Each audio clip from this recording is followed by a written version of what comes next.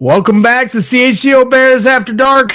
It's a misery Monday as the Bears have now entered the gauntlet of their schedule. One game in, it's not looking pretty. Packers, once again, beat us down 11 in a row. We're talking about it tonight. Tune in.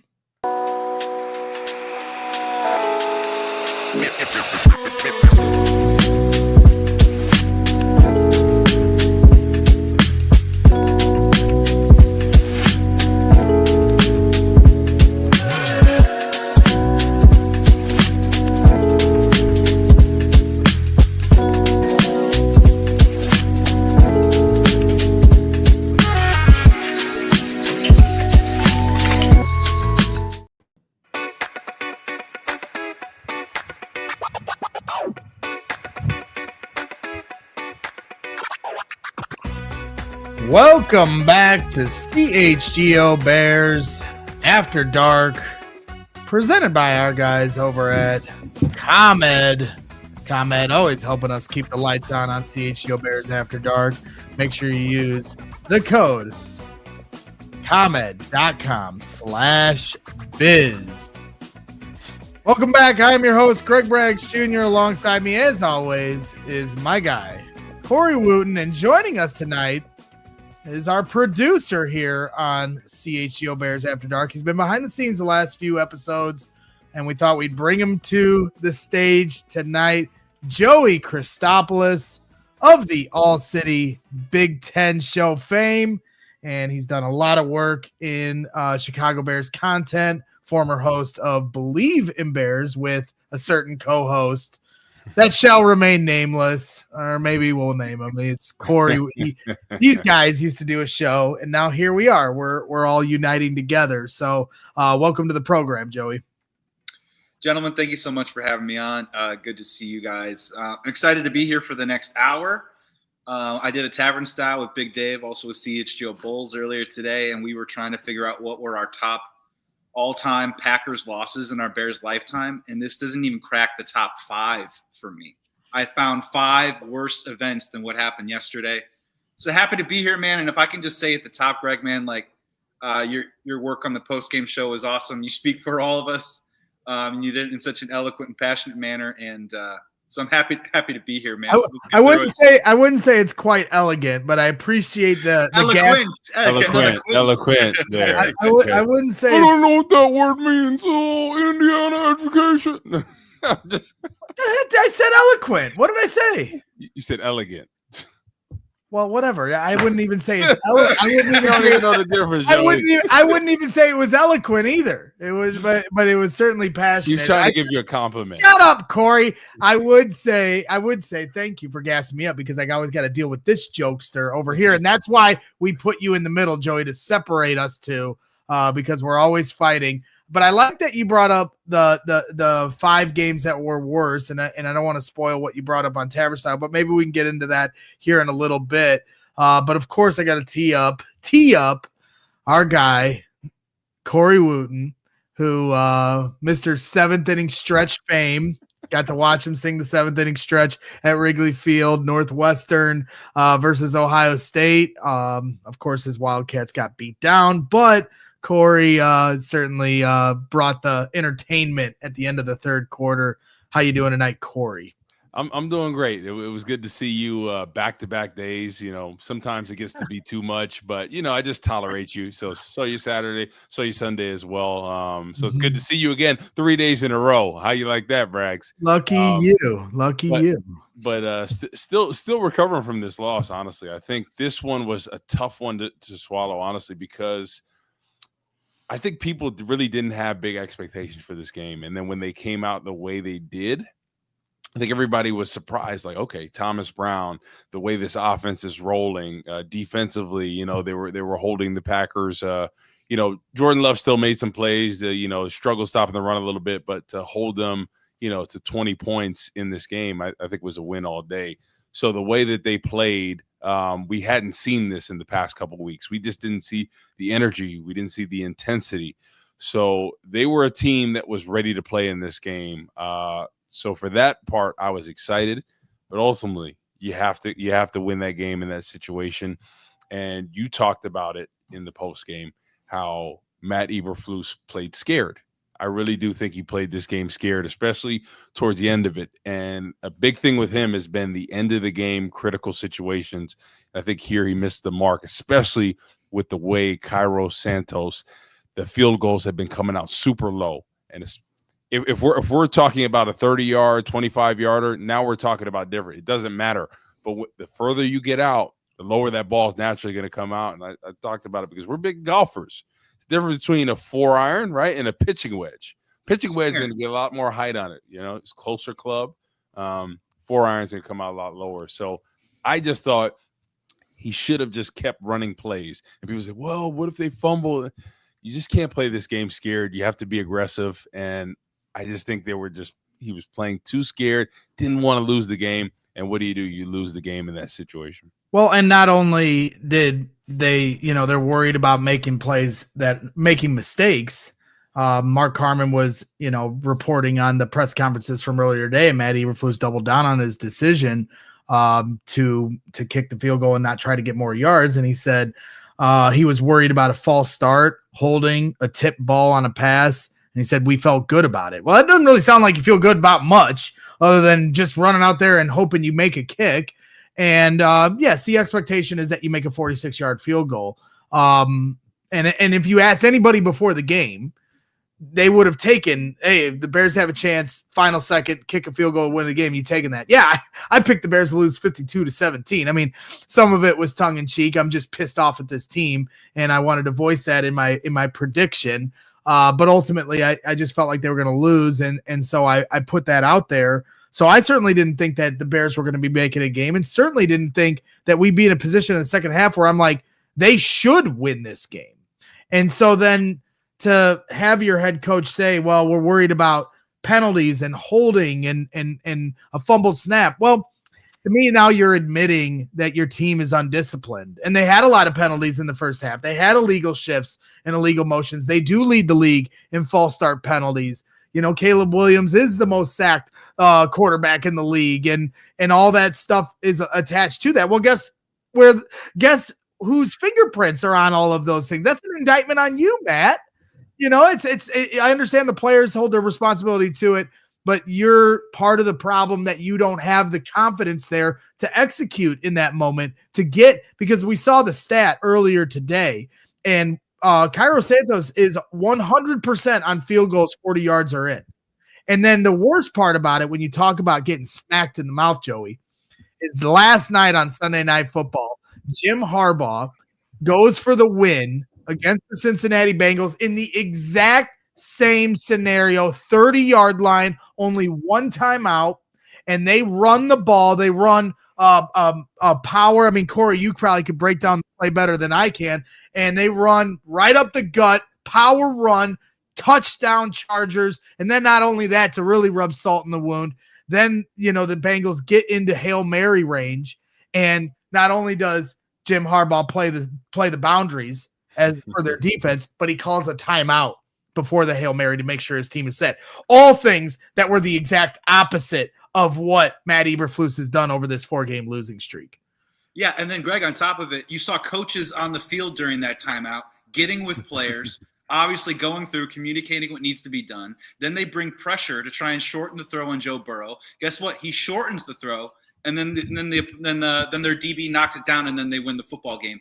And I got to tell you, my favorite thing on a Monday here is having our head coach come into a press conference and try and gaslit us with a litany of lists of stuff that we should be worried about on that final play. Like, what else? Matt Eberflus, an earthquake, getting struck by lightning. What else should we be worried about that makes you think that you made the right call in that particular play? And it just all leads back to, you look at this stuff. Time of possession, 36 minutes to 23 minutes. We outrushed them. We outplayed them. And our rookie quarterback comes in and makes an amazing drive that we should be talking about again for the second time this season, and we're robbed of it. And it's just, guys, it's just the same stuff over and over again. Our head coach is reactionary. You know what I mean? Like, you said it. You said it great yesterday, Greg, but I always just think he's just slow, a half step slow. And when we talk about in the NFL, things move fast in the NFL. I think things move way too fast for Matt Eberflus in the NFL. We're slow to start seasons. We're slow to start games. We're slow to start making our challenges.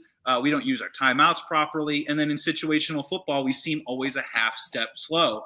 And then, of course, Jim Harbaugh last night walks us through the one-on-one seminar of exactly what to do in the situations that are carbon copies of moments when we're failing in.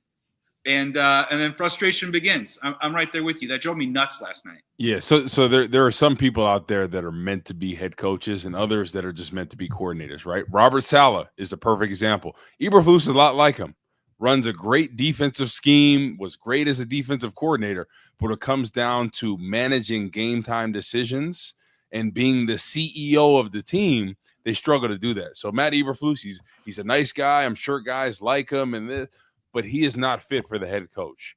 And I just wish they would rip the Band-Aid off and just get on with it right now. Why not set the tone of this team and the franchise? Because, Braggs, I was talking about this. Green Bay, as much as this pains me, from the top down, they run it better. From the owner to the GM to the president to the coaching staff to how they draft and develop talent, they do it better across the board. The Patriots have done that for years. If the Bears want to change the tune of their team, they have to do that from the top down. So the owners, the McCaskies, have to give reins to Kevin Warren and Ryan Poles to trim the fat. Because if you want to think about how great this NFC North is, right? It's not getting any easier. So if you want to compete in the NFC North and the NFC in general and make playoff runs, you have to change the way this team is being run. You have to get a true leader. And I know you're somebody that was super adamant about getting Jim Harbaugh because he's a great head coach. He knows game time decisions, especially when the game's on the line. That was a clinic for how you run the end of the game. And on the other side with our team, Matt Eberflus, week after week. It's not like it's his first year of coaching, right? Because you could tolerate some things here, your first year rookie head coach, but this is year 3 right now. You can't make these same mistakes. So for me, it's so tough to watch every week, and especially when you had that game on lock and you can't finish it. That's at you. And when you're in the press conference, you're like, I feel confident about this. Just say, no, that's on me. I need to do a better job, right? In that situation, I should have been more aggressive. Man up, be a man, take responsibility for what went down and say, I need to be better. Because ultimately, it just makes you look bad at the end of the day. I agree. And it's one of those things where, I absolutely was banging the drum for the Bears to do the right thing, do the logical thing. Last offseason was handed on a silver platter to them. Jim Harbaugh, who has said openly in different times in the last 5-10 years that the Chicago Bears are one of his 2 dream jobs, the other one being coaching at Michigan. And he would have taken, there's different people that have different opinions on whether or not he would have come here. It's a different conversation if the Bears wanted him here, and that's the issue I have. And I could be spending the last 3 weeks just beating the Bears to death on the fact that they didn't take Jim Harbaugh. I could also get frustrated. You watch Jalen Carter on Thursday Night Football just absolutely dominate that game. I was a big advocate for Jalen Carter. They took Darnell Wright. I could spend all our shows complaining about the fact that they didn't do things that I suggested they should do. But I'm not going to cry over spilt milk. It pisses me off, and was salt in the wound yesterday to watch Matt Eberflus fail at the end of the game and watch Jim Harbaugh be who he is, who he's always been as a head coach at any level. He could be coaching a peewee team on concrete and in a parking lot, and he'd get that team to execute. And Matt Eberflus has got the best in the world, and he can't get him. He can't even trust them to run one more play. So I'm not somebody that's going to cry over spilt milk. I'm somebody that's trying to come up with solutions for the team that I love, that we all love, that we want to see him win a Super Bowl. And solution 1 week ago was to show Matt Eberflus and Shane Waldron the door. And that was the whole antithesis of my rant. Big word, Woot. How you like that? The whole point of that was that I said Shane Waldron was the scapegoat. Not to say that Shane Waldron didn't hold responsibility and deserved to be fired, but Matt Eberflus deserved to be fired. And the fact that he's still here is an insult to my intelligence and all of ours as Bears fans. And every person that sits here week after week, it's torture being a fan of this team. And then for them to lose at the last second because your coach doesn't have any confidence and is coaching scared and is worried about undisciplined execution. They start the game with how many different penalties? They have too many men on the field for the touchdown. I could go on, and we will after we take this break, but it's just a slap in the face. And so I'm looking at these next 2 games. They have 2 games in 4 days, starting on Sunday against the Minnesota Vikings at home. Certainly is going to be a challenge with Brian Flores. We'll talk about that here in a little bit. And then obviously Thanksgiving, where they're going to be playing, the runaway train that is the Detroit Lions, who are going to steamroll the Bears if they don't come ready to play. So we'll see what happens. But once again, I want to take a quick timeout and give a shout out. And when we come back, we'll talk about all that stuff. But I want to give a quick shout out to our guys over at ComEd. We appreciate ComEd keeping the lights on for us here at CHGO Bears After Dark. ComEd can help businesses save money by becoming more energy efficient.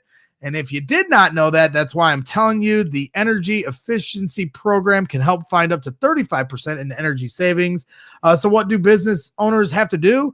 Just sign up for a free facility assessment at comed.com/biz. And if you're asking why aren't more businesses doing it, well, maybe they forgot the website. So I'm gonna let you know. It's comed.com/biz. That's right. I said comed.com/biz. That should do it.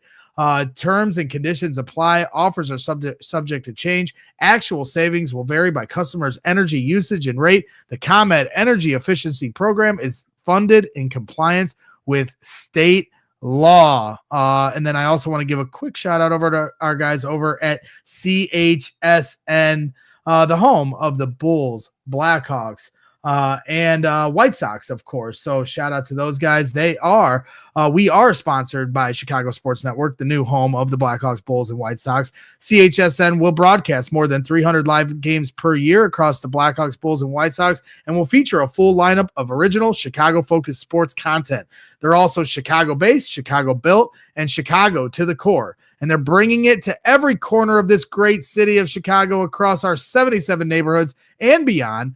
So at CHSN, Chicago comes first. Visit chsn.com for more info on how to watch the Bulls, Hawks, and Sox games all season long. And I know they just announced a new way for you guys to be able to watch it direct to customer, because I know they were working through some things to get this into everyone's home. So make sure you hit those guys up, and we appreciate their support here at CHGO Bears After Dark. Hit that like button while you're hanging out.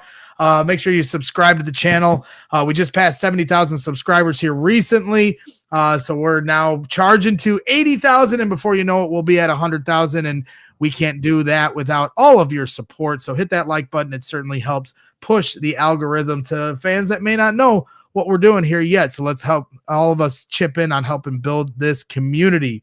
So Joey, you teed it up. Like I said, I know you do All City, the All City Big Ten show with Corey here. You guys do a fantastic job. And then you're also doing the Tavern Styles, where you guys get to rant and let loose and talk to some different people here at CHGO Sports. And I know you and Big Dave went over this, so certainly not trying to spill the tea on the content you already put out there, but I am intrigued about your worse Packers moments than the one we just endured yesterday. So maybe if you want to give a little teaser or however you want to play this, but I'm dialing you up, and I'm certainly curious to hear your thoughts.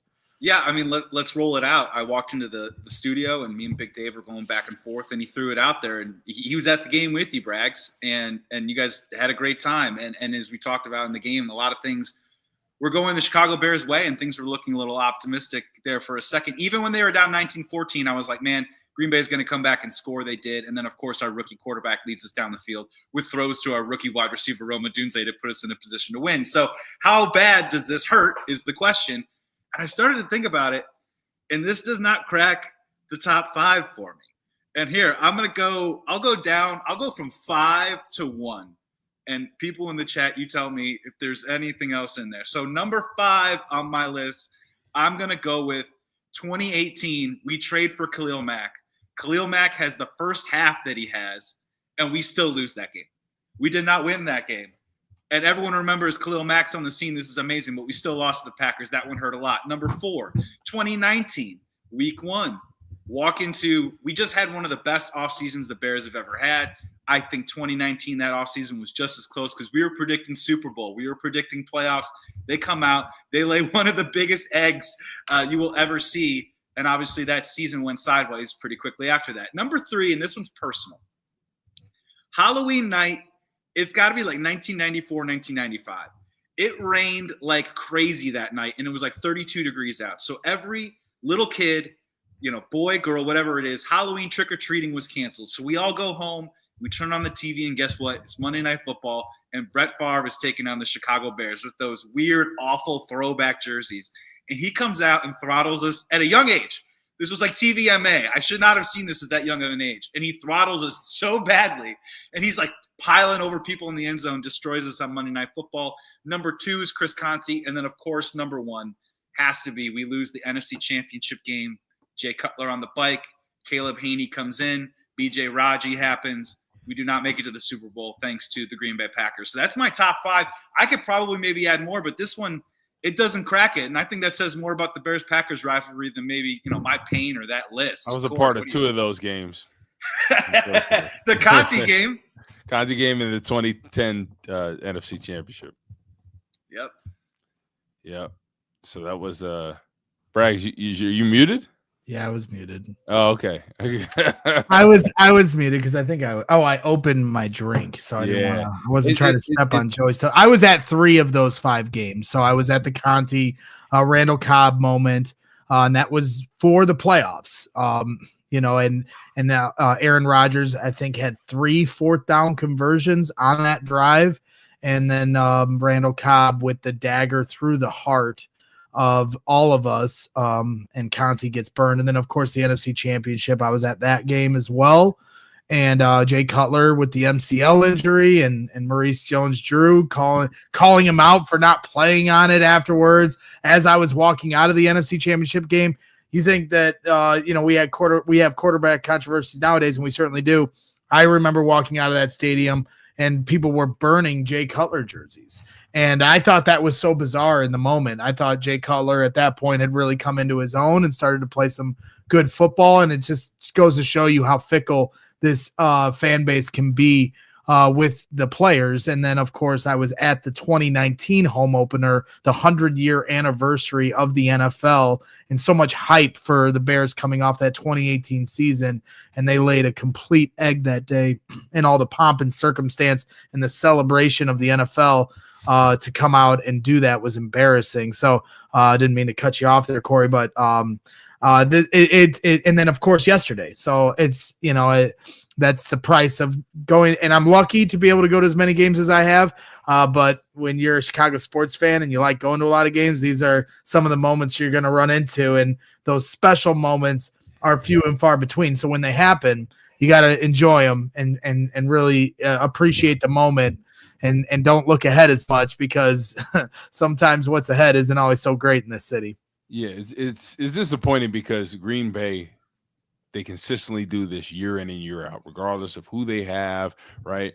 Brett Favre's not there. Then insert Aaron Rodgers. Aaron Rodgers is not there. Jordan Love comes now. Now he's the one discount double checking us, winning games that they probably shouldn't win.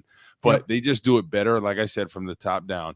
And we were talking about Harbaugh and the Chargers, and I look at their team, and Justin Herbert, I think he's a great quarterback. You could make an argument maybe he's top 5, definitely in the top 10. He's throwing the ball less than he probably ever has. They're so balanced with the run, the pass, and when I think about developing talent, so I look at, there's 2 guys on that team, right? J.K. Dobbins, we know he's had talent. He came last year off an Achilles injury, played 1 game last year, right? He's killing it this year for them, right? They're mixing and matching the run and pass. And then Quentin Johnston, that from TCU. Last year, he looked like a bust. This year, he's coming into his own. He's got 6 touchdowns. He's missed a couple of games of injuries, but he does not look like a bust right now. Ladd McConkey, who's a 2nd-round pick, has been a bright spot for them, right? Not saying he's a world beater, but they run the system so well, and he gets the best out of his players. And for Bears fans, for a former Bear, I would love for the Bears to do that with whatever next head coach they have, to have a system where they develop their talent and get the best out of them, because that's what you want to see. You're going to tell me that the Bears have missed on every player here that hasn't panned out offensively. No, Right. It all comes down to coaching half the battle. And we were worried for a while, like, are they going to ruin Caleb because he has all the talent in the world? Is this going to be another situation where we look at it like, is this Justin Fields? Is this Mitch Trubisky? I think the thing is, what I saw from Thomas Brown, I was encouraged because it was a completely different game plan. And I think what he is getting into him to get the ball out, because that internal clock was there. That's the biggest difference from Caleb, is when he had that, okay, let me scramble. And he was sneaky deceptive with the running. That's what I love the most, that he really hurt them with his feet. And especially in that what we thought was going to be the game-winning drive, he gets sacked twice. Third down, he almost gets sacked again, gets outside the pocket, completes that dart to Keenan Allen, stays alive, completes that fourth down. Oh, it was to Rome on the third down. Oh, sorry, yes, Rome.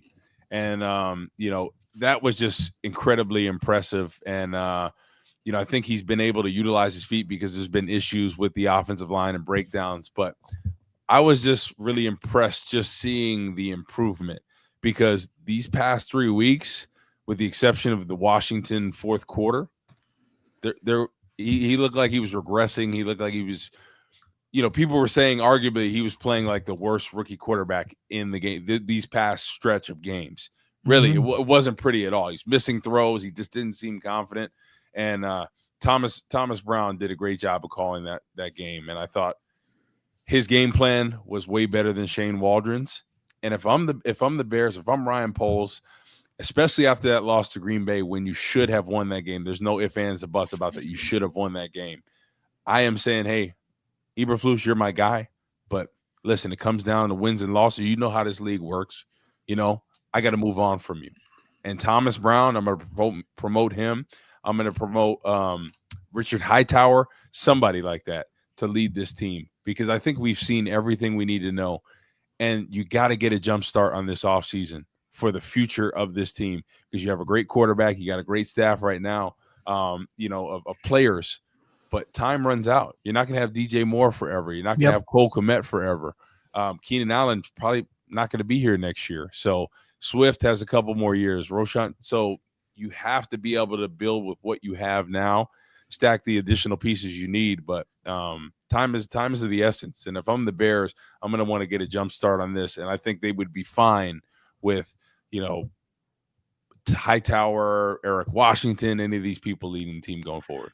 Yeah, I definitely agree. That's what I thought they should have done last week. And I think it's bizarre that we're going to keep going through this each week. And everyone's like, oh, well, now the offense is fixed because they turned the corner this week against Green Bay and they surprised us and played well. And Caleb certainly took a big step after meeting with the team during the week and kind of accepting his responsibility for Shane Waldron being fired, and then to follow that up with that showed maturity. And from what Jay Glazer reported, certainly earned some points with the players in that locker room for him to do that, and then to show up on Sunday and then play the way he did, and then certainly the way he finished, I think is something that'll have big dividends going forward. So it's just interesting now because the biggest thing I said going into the season is the hardest challenge for this team was the crossroad of trying to develop a rookie quarterback within a team that has expectations to win. And those two roads don't really intertwine that well, especially if you have a coaching staff that's brand new. I mean, we were all certainly very hopeful, and it certainly hasn't met my expectations for how I thought it could go this year. But I always did preface that we all were going to have some patience. And Corey certainly was beating that drum in the offseason, and I was willing to keep an open mind to that. But you're looking at this team right now, and they're 2-4, or they're 4-2 to start, and now they're staring, potentially 4-8 down the barrel by the time Thanksgiving hits. And I most of these games I can point to coaching more than the flaws of the roster or the greenness of Caleb Williams as a rookie quarterback. And that's the most frustrating thing. You say time is of the essence, Corey, and I agree. I think the biggest difference between the disappointment that is this game is that while the Randall Cobb was brutal, that ended your year. The NFC Championship was brutal. That ended your year. 2019 didn't end your year, but what it did show you just like last year's season opener against Green Bay was, I don't know if this quarterback is the quarterback of the future. And so we've had a lot of the double doink was a season ending moment. We had to wear these things forever. Caleb Williams has only just begun. And so it hurts right now. The Washington game was even worse than this, in my opinion. And it's taken a toll on us week to week, but there certainly is a silver lining in that Caleb Williams, has a long future here in Chicago, and in my opinion, a bright future. And now we just got to hope that they get this organization gets the coaching decision right. And that's my biggest concern, Joey. Yeah. When you mentioned all those games, especially the games that you attended, Braggs, I was like, man, $700 in Taco Bell during those games. What are we walking out with there? Yes. Look, here's I'm leaving with something, Joey. Yeah, exactly. My pride was gone a lot. As Denzel Washington would say, I'm leaving with something. But so what you're bringing up is so important. And Corey, we're all on the same board here that you got to rip the Band-Aid off and you got to move on from this, because there's a couple things that this might sound cosmetic, right? But there's a couple checklists that I had for Caleb coming into this year. Some things as a Bears fan that say, hey, this would be kind of nice if I saw that. One of them was beating the Green Bay Packers. The other one, which hasn't yet happened, is winning a road game against a divisional opponent. I think for a rookie quarterback to get a couple of those pelts on the wall would have been really great to see. And unfortunately, we are kind of robbed of that. And all I would say is that we just have to be really careful. This is just speaking as a fan now. And Corey, man, I hope you can understand where I'm coming from, is that we build narratives in this town, in this city of Chicago. And there are some small commonalities with a lot of these games that we've talked about that have involved the Packers in the past. Let's go back to, Corey, the game that you played in with Chris Conte. If we remember correctly, Jay Cutler throws a go-ahead touchdown with a dime early on in that fourth quarter. He beats the Packers and we go to the playoffs. We talk about Jay Cutler completely differently in this town. Go to the double doink. Mitch Trubisky played terrible. Do not get me wrong. But again, put it together on that last drive. If we win that game and Mitch Trubisky wins us a playoff game, that at least changes some of the narrative of how we treated and how we felt about Mitch moving forward. And we're just being robbed of these opportunities with Caleb, because now on national TV, we're talking about how our field goal got kicked instead of how our rookie quarterback came back and won us a game, something that I think is going to be really tangible and really mean something to us in the years to come. And this coaching staff continues to hold that aspect back. Bingo, Joey, because as much as I was an advocate, and me and Corey went 12 rounds last year on should they keep Justin or draft Caleb, as we saw that decision looming. But when you look at, when you talk about the coaching, having their fingerprints on missed opportunities, last year you have the Denver game, you have the Detroit game, you have the Cleveland game, that the coaching Justin Fields games, right? They could potentially, certainly could have been, and could have been additional wins to your schedule. Now it's a team that makes the playoffs. Now it changes the narrative that you're talking about, Joey, that comes from us as fans. And instead, now all this change happens. And that's my biggest issue, is that happened to Justin Fields. Justin Fields certainly holds his own accountability in those losses. It's not like mistakes weren't made at the quarterback position in those games. They were, but at the same time, now you've let that bleed over into your new quarterback, which is going back, revisionist history, why this whole idea of bringing Matt Eberflus back was a huge gamble that has gone bust at this point, Corey, because they gambled on it and they were hoping that the situational decision-making for their head coach was going to be different with an improved roster, and it simply hasn't. Yeah, it's been very poor, and I look back at especially that 2013 game, Joey, that you mentioned, the play where Randall Cobb scored that touchdown, and that play, right, was definitely glaring, because I look at it, and Chris Conte was definitely the scapegoat for that game. But there's a couple plays, and there's one in particular that really stick out to me that shows how lack of coaching can creep in. So there was a play that there was a fumble, and literally nobody picked up the ball at all. I forget who it was that fumbled. It was a wide receiver or running back, and literally it was a live ball, and nobody scooped and scored the ball at all.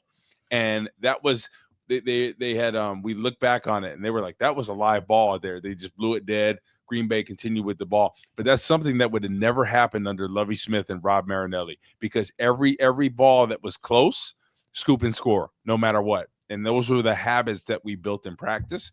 And 2012 season, go from top 5 to 2013 dead last, with the exception of Brian Urlacher, because stuff crept in.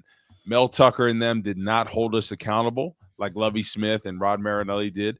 And we saw that continuously creep in games. The effort to the ball, the getting together, tackling together. A lot of that stuff just crept in, and I think that's what you were seeing with Matt Eberflus earlier in the season. A lot of things, especially during that losing streak, stuff started to creep in. They got complacent, and I think that's the difference in coaching. Great coaches don't allow that to happen, and everyone says, "Well, they're pros; they're supposed to go out there and do it." But coaching is the biggest thing out there. You look week in and week out, the teams that do well consistently. I look at Kansas City. Has Patrick Mahomes, the greatest quarterback on the planet besides, Tom Brady. He hasn't even played well this year, but they're a well-coached ball club. In critical situations, they find a way to get it done, right? They lost to Buffalo, but they only have one loss this season. And Patrick Mahomes, he's played very average. They've been playing great defense. They've been running the football, and in critical situations, they make plays when they need to, and that's the mark of a good team. And there's a lot of other teams out there that's quarterbacks are playing better, or this position group is playing better, but they're not winning the game. So people could say Patrick Mahomes is this, that, the other, but what is Kansas City's record right now? And how they're continuously winning games, even if it's tight. And that's the mark of a good coaching staff. And you see them, they play with effort. It's not going to be perfect all the time. But what I saw from the Bears this week is they play with effort. And I don't think that's from Matt Eberflus. I think that's from them, having their meetings together and being reinvigorated, especially offensively, with Thomas Brown calling the plays. Because I get the vibe that, yes, they didn't like Shane Waldron and what he was calling. And so what do you see in that first game? A boost of confidence. DJ Moore playing some football. DJ Moore was ready back to go. From the dead. Yeah, he was back, baby. That screen pass where he's going weaving in and out, bobbing. And we didn't see DJ Moore. We saw bad body. Do we see bad body language at all from DJ Moore? No. Him and Keenan Allen at one point was running a guy over. Yeah. He was setting up blocks. Yeah. Everybody was doing their job, and you certainly saw pepping their steps, which you hadn't been seeing here as of late. And the balance in this offense. DJ Moore touched the ball. Cole Kmet touched the ball. Keenan Allen. Yep. Roshan Johnson got 10 carries. That's the most he's had all year. We had more runs than passes. There was balance in this offense. Somebody brought it up. I was listening to a clip from Dan Bernstein, and maybe somebody else pointed it out too. But, when they got DJ Moore going and they're setting up these, motion in the backfield, hand it to him, jet sweep, end around, whatever you want to say. They didn't, Adam had brought up last week through Nate Tice talking about condensed formations, and this is where you start to get in the woods of the nuance X's and O's of football, which as a meatball eludes me. But at the same time, it certainly made a lot of sense. Instead of having you're spread out wide and you have wide receivers on the far edges of both sidelines, and then you're running some kind of motion in the backfield, handing to DJ Moore, and he's running in to where defenders are out there already, covering somebody else.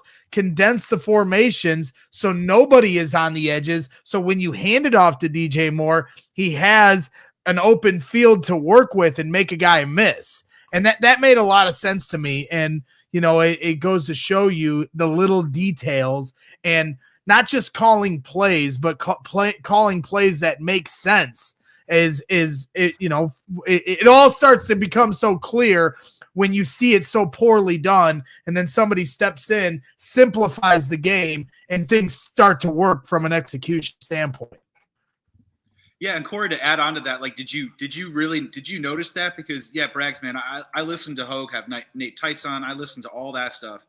And the most important thing about it that I took away from it was it seems so simple and coherent, right? Like when I play Madden, I'm not going to go to all these different packages and just run different plays. I'm going to stay in I formation and run 4 different plays out of the same formation. and have them guessing a little bit and try and get them to lock in. I mean, that was kind of one of the lead-ins heading into this week. Corey, did you also notice that? Because it looked like, yeah, they ran that jet sweep, but it looked like it came out of the same motion, same alignment, and it made the opposing defense actually guess a little bit out there. Exactly. So there were certain plays where we ran the ball, right? And then the defensive end is chasing down. And what did they do? A boot off of that.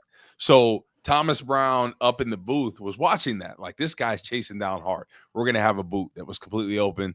Caleb scrambles for a first down. So we saw a purpose with play calling. And we saw at times, yeah, we got stuff for runs. But, Braggs, what have I always preached? The run game comes down to a war of attrition. You slowly wear your opponent down. And that's what the Bears did. You look on the other side. The Packers, Matt LaFleur, very well-coached team. What did they do? They ran the football very efficiently and effectively. Yep. And Jordan Love only completed 13 passes, had 261 yards. So there's rhythm. So I think both coaches did a great job of calling great games. And I think coaches sometimes try to overcomplicate things. Just keep it simple sometimes. Literally run the football right in between the tackles. See what they're giving you. See what looks they're giving you. Right, if they're bringing you pressure, screens and draws off it. Right, different formations that they're giving you, different coverages that you're looking. Over the course of the game, you have to adjust. And I think Thomas Brown did a great job of that. And think about this from Shane Waldron. Seeing him in Seattle, I was very surprised by the way he called plays this year. And I don't know. Maybe. I don't know. I don't know why he was calling the plays the way he was, because when he was with Geno Smith, it looked a lot better. When he was with Russell Wilson his last year, this didn't seem like the same offense. And I think what he tried to run was, I really don't know, because there wasn't too many 2 tight end sets. It makes me scratch my head, because the offensive line has been the biggest concern. And I was like, oh, Shane Waldron, he loves a lot of 2 tight end sets, chip help, helping out that offensive line. And what do we see? Sack after sack after sack. And he didn't make adjustments. So I don't know if he had somebody in his right-hand pocket helping him with calling plays. I really don't know. Maybe the quarterback coach for Seattle helped him out a good deal, because this didn't seem anywhere close to what I had seen the past couple of years from him. But, sometimes when people go to a new system, they get cocky, or they try to think what would work or what they want to do. Well, it's not just about the X's and O's and the execution from like an effort standpoint. That's what you brought up, Corey, is the effort. But it's also about the attention to detail, right? That's what's been lacking. And really, at times in this game, still, were part of the reason why the game ultimately failed them. And that's what they have to continue to try to clean up, is the details and getting these guys dialed in. And that's why simplifying an offense for a rookie quarterback isn't a bad idea. It's something that will help him significantly. And one of the details that you heard after the game, Caleb Williams talking about how much faster the plays were getting brought into him.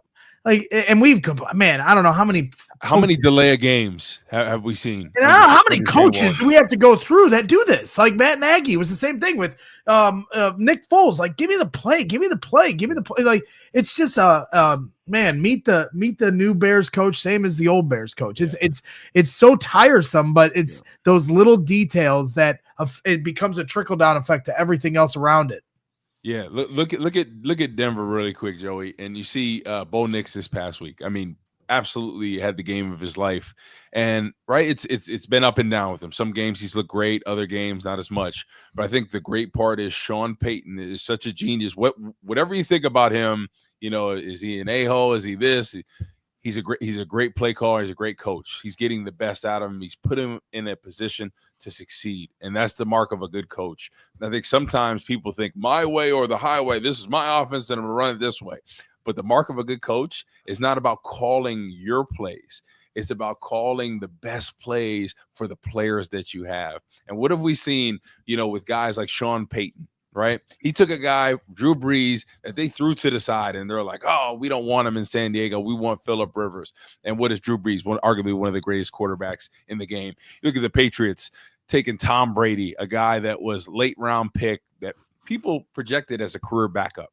and is arguably one of the best quarterbacks. And then all the other quarterbacks, Matt Castle that came in, Jacoby Brissett, all these guys that came in, Jimmy G that came in and balled out. Not because they're the most talented in the world, because they had a game plan that worked for what they do well and their skill set. And that's the problem in the NFL sometimes. People say, my way or the highway. No. You want to say you're a good coach, it's how you game plan for what you have. Yep. And that's when I look at Jim Harbaugh for what he did last year in Michigan, right? Running the ball 70% of the time to be able to win the national championship. Hey, this is our game plan. This is our brand of football identity. We're going to play smash mouth football. We're going to play great defense. We're going to run the ball down their throats, and we're going to do play action when we need to. And that's the style of football we're doing, right? And that's how we're going to protect J.J. McCarthy in this offense. Well, and they did that ultimately with a quarterback in J.J. McCarthy who was taken in the top 10. Yep. Maybe he was overdrafted a little bit, in my opinion, but at the same time, top 10 drafted quarterback who they didn't rely the entire offense on. But look what they're doing now with Justin Herbert, who's arguably one of the best quarterbacks in the league, right? They are a run-first team. That's the identity of their team. And it wasn't pretty early on, right? I think people were on the fence about the Chargers. But the way they're playing now, the way they're coached up, people are like, man, these guys can make a run. Because you know how hard it is to play a team that they're going to run the football, but you can't stop them, and they're going to play pretty good defense. I know towards the end they struggle a little bit, but they're a very well-coached team, and It's hard to beat well-coached, disciplined teams. And Jim Harbaugh, playing his team when we played them in San Francisco 2012, that was one of the toughest games I ever played in because you knew exactly what they were going to do, but their identity, there's like, hey, we're going to try to play smash-mouth football. We're going to control the line of scrimmage, and we're going to try to manhandle you. And that's what I wish the Bears would do, especially with the running backs they have and struggling for pass protection. It is such a hard thing when you're able to run the football, work play action like early on they were. The Bears' offensive line looked really good. Towards the end, when we needed to pass the ball, that's when they struggled. But I think for the most part of the game, they did a pretty decent job of protecting Caleb. And I think that was a credit to Thomas Brown's play calling. Yeah, and Gary, my guy, sorry, real quick, my guy Gary Ross here in the chat said Harbaugh is a good coach, but never an option, so we can just move on. It's not that's not the point, Gary. B, I could disagree on me and you could go 10 rounds on whether or not he was an option, but the overall point is you're taking an example of a good coach versus a coach that doesn't know what he's doing. And last night put it on full display in terms of situational moments where a coach that knows what he's doing and has his team prepared versus a coach that doesn't. And that, for me, we can't go back in time and we can't change the circumstances of Jim Harbaugh coming here. And as I said at the start of the show, I could cry over spilt milk about not bringing him here all I want. I'm trying to come up with solutions, and I'm hoping the guys at Hallis Hall are seeing the example, smacking them in the face last night of why a change needs to be made. Because I promise you, when Jim Harbaugh called the timeout and everyone got their players, all the coaching staff for the Chargers got their players in order for the Hail Mary, I guarantee you the Chargers and every single team in the league use the Bears meltdown against Washington as an example to have a team meeting and say, this is what we cannot let happen to us. Yeah. And if I can, a couple things like Corey, when you talk about, my way or the highway, I think that's a perspective of standard. And that also read between the lines is, that's going to make me feel uncomfortable. And the one thing that we've been missing in this town is figuring out that winning formula. And maybe we need to get a little bit more uncomfortable around here. You bring in Matt Nagy and you go, wow, look at all these wonderful plays he drew on the board. But as you said, it's about choosing the right plays and the best plays that serve the skill set and the moment to win an actual football game. And Greg, man, I'm right there with you, not to cry over spilled milk, but my whole thing is, as Bears fans moving forward, is that I love milk and I want to figure out a checklist of how not to spill the milk again. How do we put the milk back in the fridge and use it for good things like cereal? And I'm telling you, when we talk about the Harbaugh thing, I'm not looking at the comments, but I guarantee you, people are saying, well, what would he have worked well with Caleb? Oh, after 5 years, he just burns out. He would have wanted too much power, too much control. None of these excuses have anything to do with the actual play on the field. Does he lead? Does he win? And I'm sorry, does he maybe make you a little uncomfortable in the room? And that's what Harbaugh would have brought. And there's a couple guys heading into this offseason that I think also fit that category where we're going to go, well, he can't. too old, or he flamed out here, or does he get along with so-and-so? It's a big BS thing that we play as Bears fans that we got to get over, man. If I'm the Bears, I'm going to have to honestly take a look at Bill Belichick. Honestly, he's a proven winner. And I'm going to tell you this. Yeah, let's talk about that real quick, because Bill Belichick, let's say, right, his age, I know that's a concern for certain people, but he's a great coach. He's going to bring great coaches around him. And then he'll have that coach in waiting for whenever he's done to ride off in the sunset that can take over the helm. So I would like that situation. He's a proven winner. He brings that no nonsense beat. You know, if you're gonna bring that up in here and you're not gonna be here. And I kind of like that. Honestly, I think the thing is, it's a delicate. But I think people respect Bill Belichick, and everybody that I know that's played for him said, listen, it was one of the hardest things I ever did playing for him, but he got the best out of me. He made me the best I could be. And I think that's the mark of a great coach, is he's not going to want to be your friend. And I think that's the problem with Matt Eberflus. He wants to be that cool parent, you know. Dragon Slayer. Braggs, we both have kids, right? When they get a certain age, when they're in high school, there's a difference between, you know, being that cool parent and disciplining when you need to. Setting its own, hey, listen, I'm your dad. I'm not your friend. And I think that's the problem with Matt Eberflus. He wants to be this cool head coach that everybody loves. But the thing is, people don't respect that. You know, Alex Brown said something about that, like, hey, we respected Lovey. We weren't worried about being his friend or anything like that. Right. I think that's what somebody like Bill Belichick, somebody like Mike Tomlin, right? I think people love him. But I think there's a difference, right? He'll chew you out if you need that. And I think that's the problem that we're seeing across the board from a lot of these NFL teams and coaches, is they're not chewing players out when they need to. And listen, you know, the veterans, the guys that are proven, that are bringing every week, you're not going to do that. But I think there is something between that line, right, that you have to be able to step, showing respect, and then being able to chew somebody out and let them know, hey, this is unacceptable.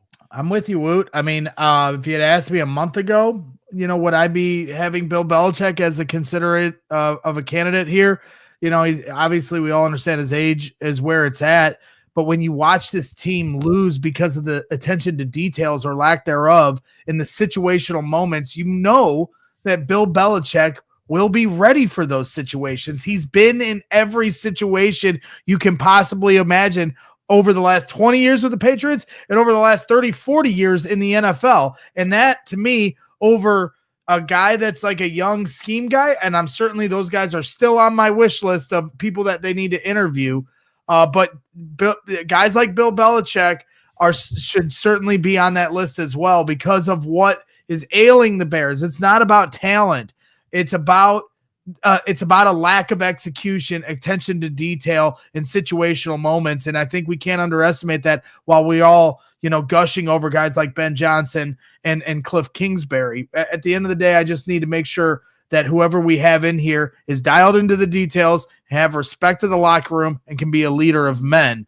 You know, we have, you know, a little bit more as we're rounding third here on CHGO Bears After Dark. Make sure you hit the like button while you're hanging out.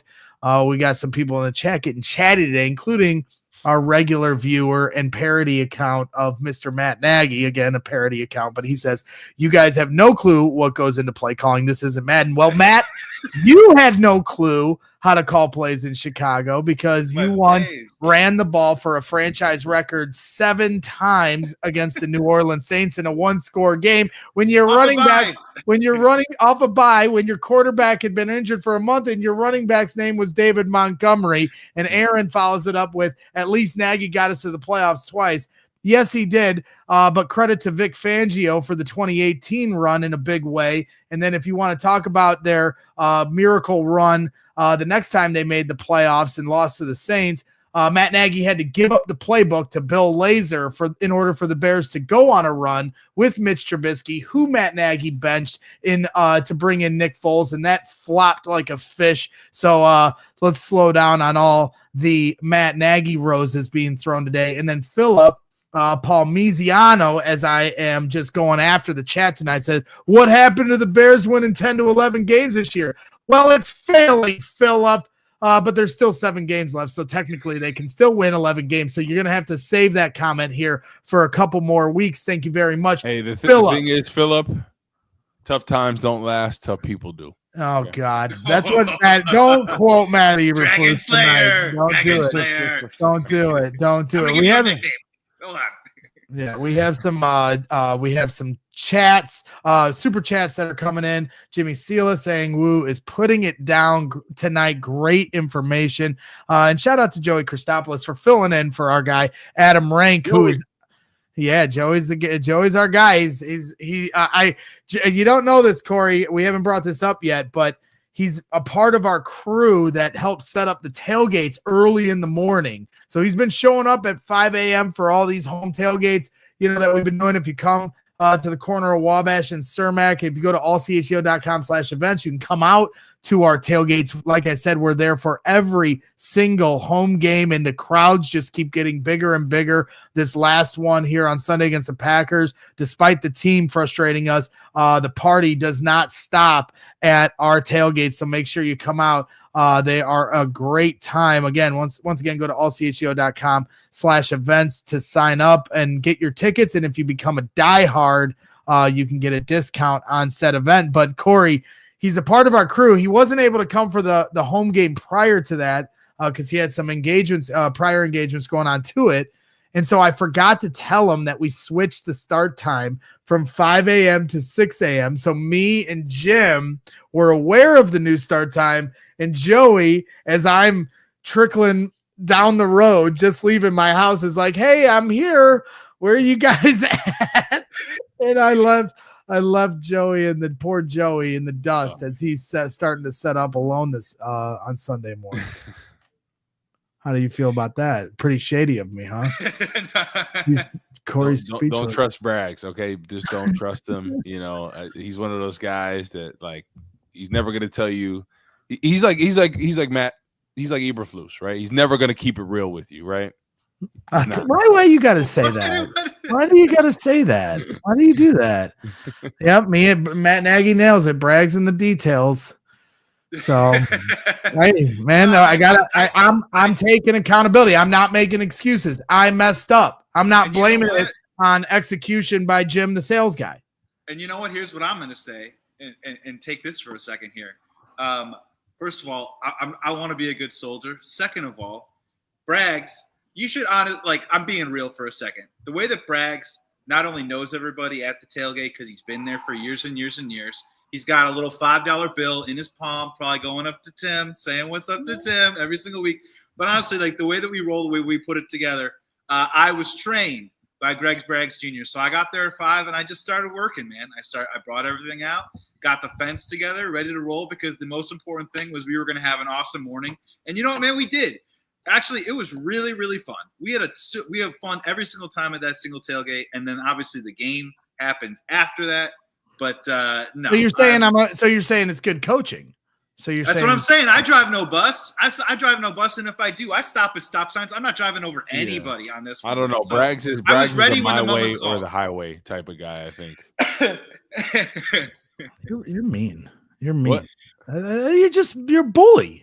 I don't know why you do this to me. We have developed this friendship. I go around telling everyone how good of friends we are. When I was at the game at Wrigley, I was running around telling everybody, Corey Wootton, my good friend. Look at him. Yo, you're acting soft right now because friends make fun of each other. That's something they do. In Indiana, we never did that. They just said the Braggs. Well, Joey's gassing me up. When's the last time you gassed me up? We go around, we document your great day at Wrigley Field. Look at you there. You're in the WGN box with Dave and Nett, breaking down the Northwestern butt whooping that you had to see.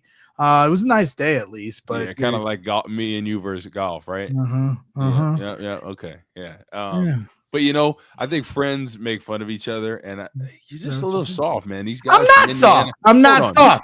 These guys from Indiana, from the Midwest. You're not Chicago. You're not New Jersey. You're not North Jersey. Okay, so it's a little bit softer over there. You say, "Oh, Barb, Corey's making fun of me," and Barb is his mother, by the way, who's a sweet angel. But Barb, he's making fun of me. Come on, Braggs. Man up, dude. Come on. Oh my God. Somebody in the chat said earlier that they love your impersonation of me. Once again, like I was saying earlier, make sure you become a diehard here at CHGO Sports. If you go to allchgo.com/diehard, you can sign up. Somebody asked in the chat, how much does it cost? And another fellow person was able to help that out. That's $80 for the entire year. There was a deal earlier on, but that passed on. So, but always stay on the lookout for different deals that we drop to encourage you guys to become. But you get a free shirt right out the gate. You get exclusive written content from Adam Hogue, Mark Harmon, Nick Moriano, those amazing articles that Nick puts out where he shows video to players in the locker room. And then the player breaks down the video and you get a little bubble screen of the player. You can see them as the play is unfolding. They break it down right there for you. That's exclusive only to diehards. Adam Hogue does his Bears Things newsletter every single week. Mark Harmon puts his grades out after each game. There's a Discord channel. There's a lot. And then you get discounts on events like our tailgates. You get discounts on any future shirts after you get the first one. There's a lot of different merchandise from cups to hats to shirts and everything in between. So, if you're really invested in what we do here, becoming a diehard certainly pays for itself, and you're supporting what we do here and helping keep the lights on. And we're building this community. And when you come to our tailgates, you really can see how much we are invested in you as much as you're invested in us. And so it means a lot for you to join our community and help us out. And then we do everything to do right by you guys. So let's wrap this up with some different comments from the chat, some super chats coming in. I was asked if the meatball deal is still on, and that's still on the table. If the Bears lose their next 2 games, they lose to the Vikings, they lose to the Lions on Thanksgiving, and then they do not fire Matt Eberflus after that game, we are meeting somewhere in Chicago. And we're bringing meatballs, and everyone can chuck meatballs at me. Anybody, they're cooked, not frozen meatballs. No, I'm bringing cooked. Frozen. I'm bringing golf balls. I know. Look at you. Hogue said he's bringing frozen meatballs. Now you're saying golf balls. I'm gonna hit stingers right at you. Well, you know what? If you're aiming for me, I'm probably pretty safe. Visit Joe saying, Greg, did you hear fans booing George McCaskey yesterday? Yeah. So Devin Hester was given his ring for making it to the Hall of Fame. It was a really cool halftime ceremony where Devin Hester came out and the fans went crazy. He addressed the crowd and called him the best fucking fan base in the world, and everybody went nuts as he swore on the mic. But yes, George McCaskey introduced him, and he was booed very relentlessly by the crowd. And then when Devin Hester thanked the McCaskeys during his speech, the McCaskeys were booed once again, but it was cool. I haven't been to a game at Soldier Field in 3 years, and to be able to happen to go to the one where Devin Hester, who is my favorite Chicago Bear of all time, all due respect, Corey, it was really cool to see that event and see all the former players there embracing him and having fun. And those were the good days where Chicago Bears teams paid attention to the details, gave effort, showed heart, won games, and certainly were teams that we love to root for. And Corey, you were a big part of those days, and we remember those days with a lot of pride and love. So there's my gas up to you, my friend Corey. So I appreciate it. You're welcome. Now shut up. Bradley Hassey,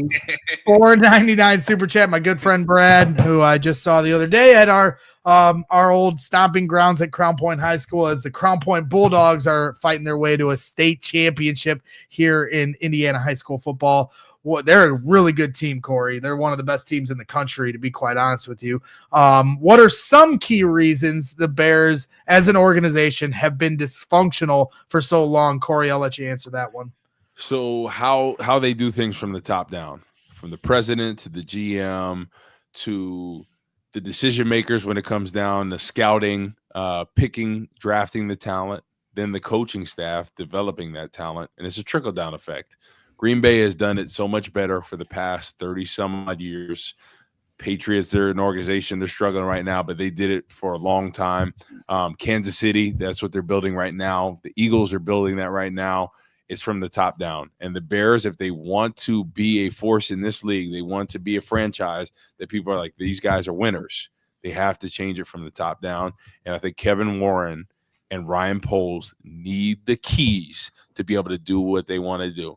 And if the McCaskies aren't, just say, hey, listen, this is what you brought me here to bring championships to this franchise, right? And I think they say, yeah, just like 85. We want to bring back that to Chicago. So let me do my job. And I think they have to have a real conversation with them and let them get the keys to this franchise to be able to run it the way they need to. Yeah, absolutely. And I know Patrick was asking about the super chats, or not the super chats, becoming a diehard. And now he's negotiating with me for the price to become diehard. Unfortunately, Patrick, it's not a negotiable rate. I can't haggle with you here on the air. I understand, if everybody's Brad said he'll pay the difference. Everybody's got the Mark Carmen will pay. Mark Carmen will pay your difference. Everybody's got a budget, so I certainly understand. And hey, you're showing support by tuning into these shows, and I see you in our live chats all the time, Patrick. So subscribing to the channel, hitting the like button. The littlest things are things that support what we do, and I appreciate you, and there's never any pressure for you to sign up. And then, of course, if there's ever an opportunity where there's discounts, and we certainly put those out from time to time, stay on the lookout, and we always anything for Black Friday coming up? You know what, Corey? That's above my pay grade, all right? But you'll have to stay tuned. No, I was asking. Typically, we do have certain deals we put out there for certain things during the holiday season. So to your point, Corey, stay on the lookout for those things. But, I don't want to overspeak here. I don't know what's going on behind the scenes, with corporate. I'm not corporate brags, okay? I'm still the tailgate guy. Matt Nagy asked me, do I find it better to be disappointed in person? I have been to some pretty tough games here in Chicago when we were talking about most brutal Green Bay Packer losses. I've been to the NFC Championship where the Bears lost to the Packers.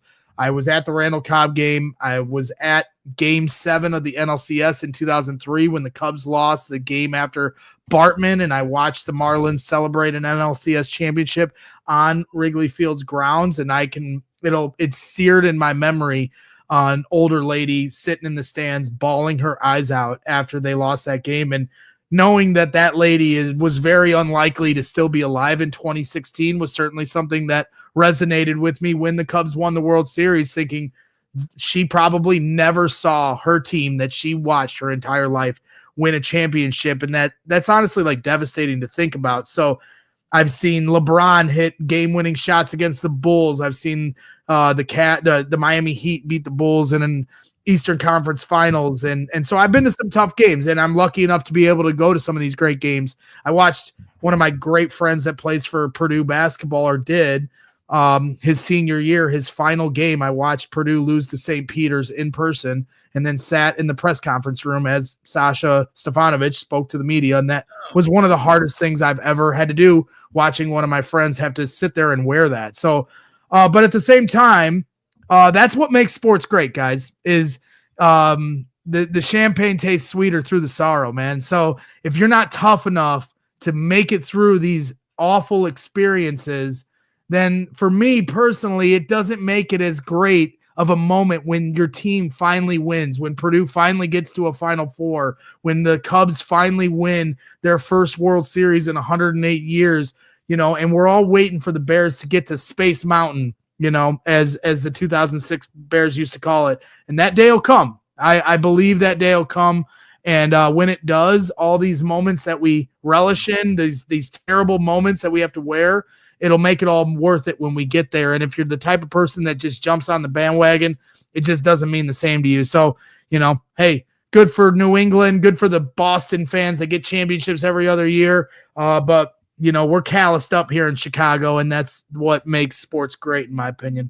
Yeah, and I agree with you on that, but they just have to change things, Bragg. The system is broken here, the Bears franchise. It is broken. The way they have been running things.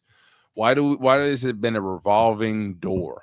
And you look at some of these teams throughout the league. Obviously, we know what the Patriots were, but the Steelers, every year they are contenders to make the playoffs, even on their bad years, right? They're making playoff runs. Kansas City, what they've been able to do with their quarterback, like I touched on before, is playing very average. He doesn't look like the Patrick Mahomes on the Madden cover, and league MVP doesn't look anything like that. We could name 15 other quarterbacks that are playing better than him right now. Yeah, but they are a well-coached ball club, and they find ways to get a win. Because what's important? winning the game. It doesn't matter about your stats and is he throwing for 400 yards. It matters about wins and losses. Yes, sir. I think that's the problem. The Bears have to win games. And how do you do that? You change the culture from the top down. And that's what they need because the fans deserve better. I played for 2 other teams. There are no teams like the Bears, and I've talked to other players that have been on historic organizations and franchises. There are no fans like Bears fans. They travel well. Think about when we were in Arizona. 2012, we played the Dallas Cowboys. America's team, right, at Jerry's World. 3/4 of that stadium are Bears fans. We took over that game at the end of the game. Let's go, Bears. There are no fans like Bears fans. So Bears fans deserve better, and we need to change this. We need to change this because you, Greg Braggs, Joey, and the rest of the Bears fans deserve better. So hopefully going forward, they can change that this offseason. I think this is obviously last year was a huge monumental offseason as far as getting certain talent. But now it's about how do we develop that talent and how is that talent coached up? Yep. To get the best out of them, right? Yep. We have a franchise quarterback that everybody feels good about when there's a good game plan and there's going to be ups and downs with him. But I think we have to put the right people in place to take this team where you need to be a yearly contender. I'm not talking about a team that makes the playoffs every 4 years. You want to be a yearly contender in this that, hey, the Bears could go all the way this year. That's what they're looking to build. Yep. Hopefully that day comes. When you talk about that 2012 Cowboys game, I was at that game with a good friend right here, Bradley Hasse, who I didn't get to catch too many games with in the mid-2000s as he was serving this great country as an Army Ranger. And I'm pretty sure it was a wedding gift. And my wedding gift to him was that I was going to take him to a Cowboys game and I was coming with him. So I go down that's a really nice, smart wedding gift. And so me and my wife flew down to Dallas and I have family down there as well. And me and Brad went to that game with his lovely wife, Melanie, and the Bears. And when you talk about great moments, we made the trip down there and the Bears won that game. And Devin Hester had a receiving touchdown, and Lance Briggs with a pick six, Peanut Tillman with a touchdown, I believe. And it was just you were at that game in 2012. I was at that game, and there was 5 interceptions on Tony Romo that day. I mean, it was an ass whooping. Did you start that chant? Let's go Bears. Of course, probably I did. with you. And we were at the very top of Jerry. Yeah, we were at the very top of Jerry. Your nose was bleeding a little bit. We were just fine. Hey, never a bad seat. I like being up there because that's where the real people are. There isn't a bad seat though in Jerry's World. That is a dope stadium, honestly. The way I don't mind being up to. We were up top. Game Time sent us the game yesterday. I like being up there because that's where the real fans are. The lower you get, the worse the fan gets because the more corporate the people are. So I like being with the people. Bradley Hasse, $5 super chat. Silver lining pass game. Caleb Williams earned my respect with his will and fight to the end. All the offensive skill players balled out. And I agree. I mean, if you want to see one trend for Caleb, he's got to clean up his deep ball accuracy. He's got to clean up his footwork. He's got to pay attention to the details during the week and all these different things that the coaches and everybody else has been talking about week to week. The one thing that has been happening game to game is he gets better as the game goes along. And when the fourth quarter hits, the numbers are starting to show it now. The sample size is getting bigger. He gets more clutch as the game gets going. So, and as it gets to the end, he's played some of his best football. And that's something we haven't been able to say about quarterbacks at times in the past. We're running a little over, so we're going to try to run through some of these things. So I apologize if I wasn't able to get to some of these questions that were highlighted. Gary Ross saying, if Joey and Woot need something to cheer to keep them happy, just root for the number 5 team in the country, the Indiana Hoosiers, and you can tune into the All-City Big Ten show that Joey and Corey put out there, and they talked about your Indiana Hoosiers, so make sure you tune in for that. Hector Zambrano, $2 super chat. Dave Toad is a very respected coach, and when you talk about the Packers doing their homework on blocking that kick, the Kansas City Chiefs did the exact same thing the week before against the Broncos because of the homework that Dave Tobe does and understands, those situational moments. I used to joke with Dave Tobe at training camp every year to hire me as his agent because I wanted him to be a head coach one day, and that was my running joke with him. He never hired me, though. Probably a smart decision. Hector Zambrano, $5 super chat. Trubisky had 3 fourth-quarter comebacks in 2018, 7 total as a Bear.